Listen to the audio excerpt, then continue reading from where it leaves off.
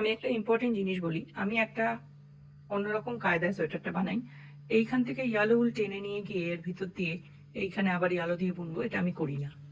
কারণ এতে সোয়েটারের সৌন্দর্য নষ্ট হয়। এই যে পিছনটা নিট অ্যান্ড ক্লিন দেখাচ্ছে, এটা কিন্তু থাকে না, সেজন্য আমি এটা করি না। আমি কি করি, ইয়ালো আমার এখানে 10টা ঘরে রিপ বোনার জন্য খুব অল্পই লাগবে। মোটামুটি আমি হাতের বেড়ে 10টা প্যাঁচ মেরে হিসাব করে নিই।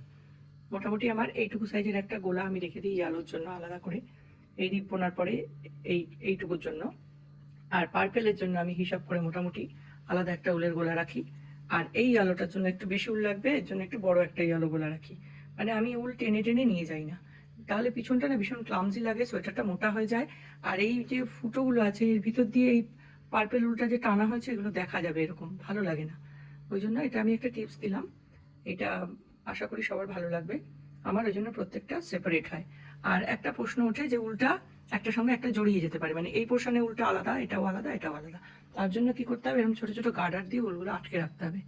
যখন আমার উল কমে আসবে তখন গার্ডার থেকে 2-3 প্যাচ খুলে নেবো, তাহলেই একটার সাথে একটা জড়াবে না। ঠিক আছে, thank you for watching my video. এই টিপস